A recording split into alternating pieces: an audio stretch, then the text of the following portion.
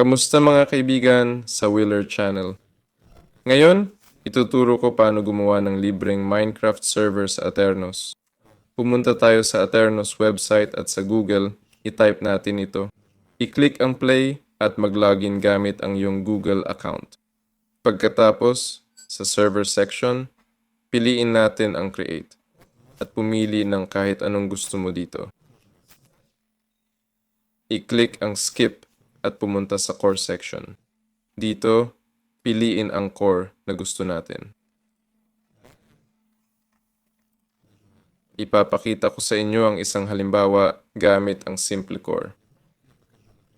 Piliin ang Minecraft version kung saan i-host ang server at i-launch ito.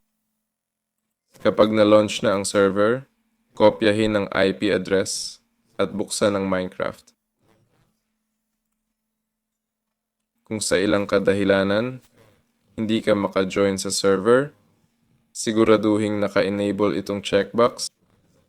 Ganito dapat i-launch ang Minecraft.